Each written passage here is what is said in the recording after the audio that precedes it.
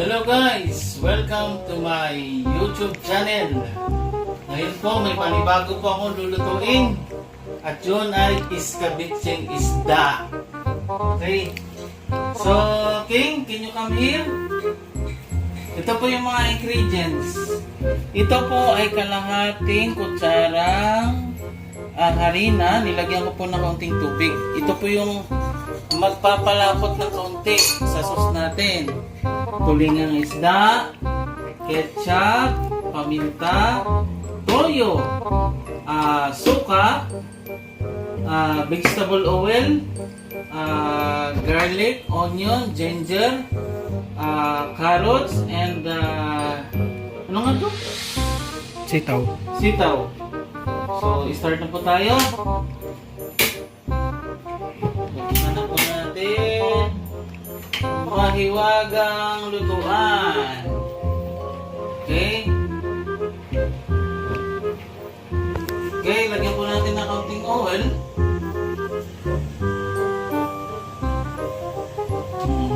Okay. Next is igisa po natin ang malakas na apoy. Isa na po natin to sibuyas. Yan. Isabayin po natin ng sibuyas. Sibuyas. Pampasarap at luya.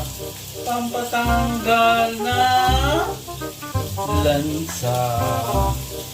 Maganda pa yan, oh. Pag nagluluto po ako, as I said, isa process po tayo palagi para masarap yung ulam. Diba, King?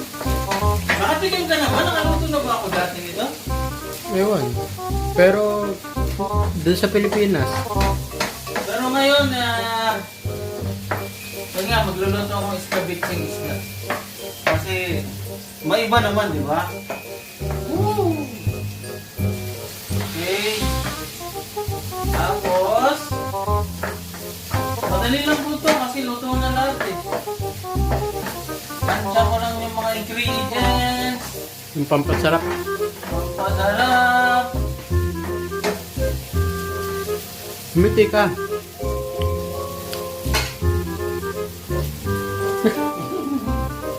Yan na naman yun. Ba't lagi kapag hingiti ka mayroong ganito? Yun ang style ko, di ba? Yun ang personality style ko. Ganyan po, oh, pula na, ang bango. Amoy ko. Ay, ang bango! Lupit!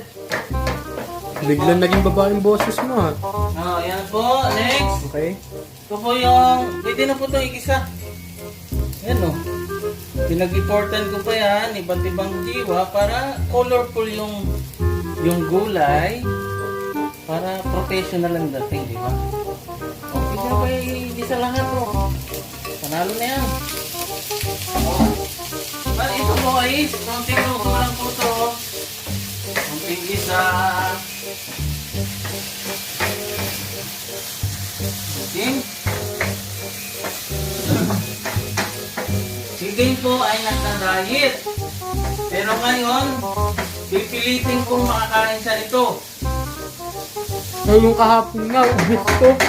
Sasarapan ko po. Para siya'y maakit sa ulam.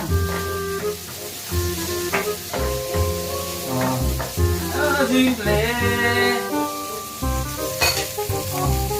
Lagyan natin ng paminta. Tapos, lagyan natin ng halo muna. Konting halo. Kailangan marunong din po kayo magtansya sa apoy. Kung kailangan laksan, kung kailangan hinaan. Diba? Luto na po yan, madali nang maluto ang gulay. Bango? Yung ang bango. Mabango. Next is, lagyan po natin ng soy sauce. Lagyan po natin ng konting soy sauce. Nagawa na po tayo ng sauce. Hindi na po natin lalagyan ng... Hindi ko na po lalagyan ng magic sarap. Ito na lang po. Kasi maalat to, medyo may lasa na po ito. Kaunti nito. Para mag-balance yung alat at asim. At matamis-tamis. Okay? Ganyan lang po ako magawa ng ingredients. Tapos, lagyan po natin ng sekreto, malupit, pampalapot at pampasarap. Sweet and sour, ibig sabihin, sweet yung sabaw. Oh my God. Lutuin po natin. Luto na po yan. Lagyan po natin ng sauce. Tapos, titikman po natin. Kaya nga, as I said, dapat tansya palagi. Marunong kayong tumantya. Yan po, yan oh. Pinakasos, i-adjust ko pa. Hindi ko pa alam ang adjustment nito. Kasi first time kong nagluto. Pero, I try my best na makuha ko yung, ma-achieve ko yung lasa. Mango? Tapos, nag-init na po ako ng mainit na tubig. Lagyan po natin ng konting mainit na tubig.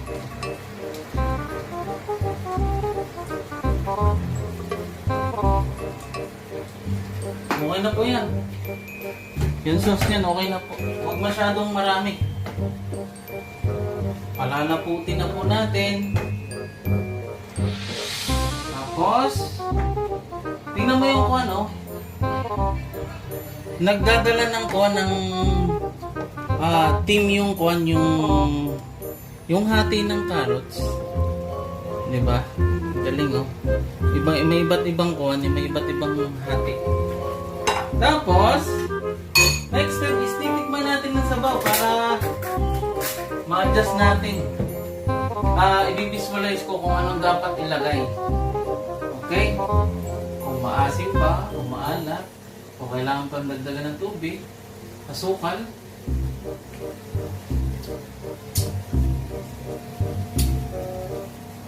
Kulang sa tamis. Kulang siya sa tamis. Kasi sweet and sour siya, dapat sweet. Honey! You can use sugar, honey. Ito pong gusto ko. Lagyan po natin ng honey. Kakaiba po to. Something unique ba?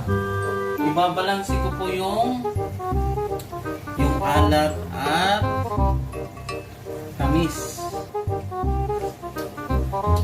Ang lasa pa. Ang sarap. Nakuha ko na yung lasa. Dito ka tumingin. Masarap, saglit lang. Iisipin ko pa parang meron pa siyang kulang. Anong kulang? Parang meron pa talaga. Alat. Hindi naman alat din. Lagyan natin na para maging masarap siya. Hindi naman ketchup kasi pag nilagyan ko ng ketchup, magiging maasim yung sabaw. So, honey ulit. Konti pa honey. Kasi sweet and sour eh. Opa. Yan ako.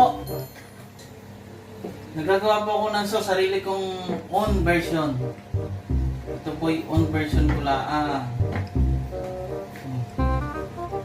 Tikman ulit natin. Titikman ko ang sabaw.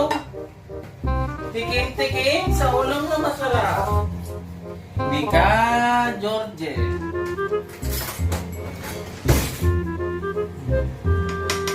Tikman ulit natin, Ken. Ayoko, ikaw na lang muna.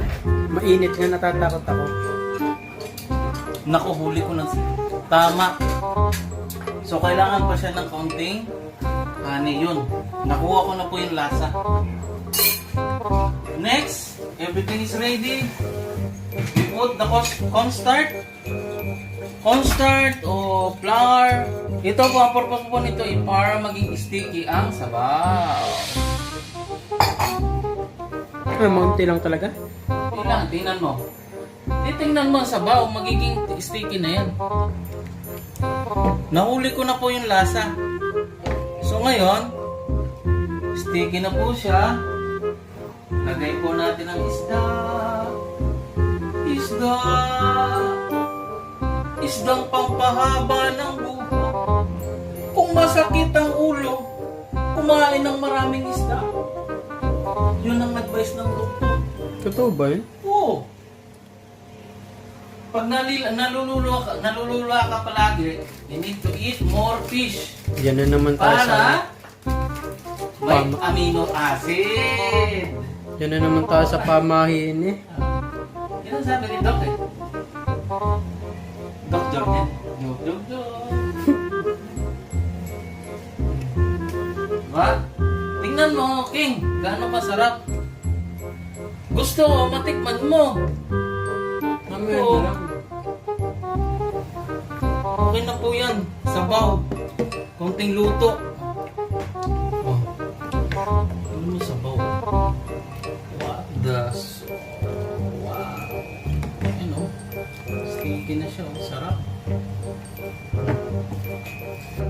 So, done na po siya. At luto na po ito. Kulang ko lang po siya ng kaunti para maging sticky yung sabaw niya.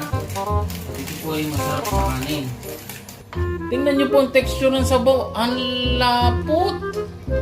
Naku, ang sarap sa kanin. O, sige na. Tikman mo. At mamaya yung laman. Pag kumain ka na ng kanin. Sige na.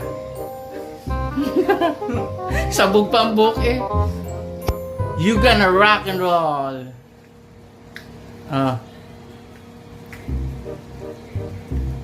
Masarap. Sabi ko sa'yo eh. Hindi lang tayo pa isa. Sige. Sige, go pa. Huwag na. At kailangan malinis palagi pagkatapos magluto. Close na po siya. Ready na po siya. At maraming salamat po sa panunood sa aking mga video. At sana po nakatulong po itong video na to. And nakakuha po kayo ng idea o something paano ko po siya niluto. And you can create your own. Basta mag-discarte lang sa pagluluto sa ingredients. Sana po nakatulong tong video na to. Especially sa community. I like always to share my knowledge to benefit to the community. Okay? Ano yung sunod? Hinihintay mo ako po eh. Yung sagot ko eh. And then, ayun po, sa mga nagsisimula pa lang sa pagluluto, wag po kayong matakot. May confidence. Minsan sa pagluluto po is hindi nyo po alam ang gagawin nyo, pero as long as you start, do something else, matututo po kayo sa pang-araw-araw. Basta magluto lang kayo. Kung araw-araw sila. Araw-araw. And sa pagluluto po, sa larangan ng pagluluto is Katulad learning ng po. katulad ng sinabi Malawak mo. po ang learning sa pagluluto. Sa pagsisimula ng pagluluto, hindi mo naman mape-perfect agad na isang bagay kasi bago ka pa. So, sa pang-araw-araw, pag nagluluto ka, doon ka matututo makakasama. Okay? At hanggang doon na lang po ang video ko at sana po nakatulong po itong simpleng pagluto ko ng sweet and sour na isda. At I think so, mapapakain na naman ako nito ng marami, King. Paano na yung diet mo? Nako, mapapakain ka na naman ng marami. Sige po ha, maraming salamat. Bye. Saglit. Natatawa talaga ako dun sa bay mo na yan. Bakit yung bay mo may papagayan? Ulitin mo.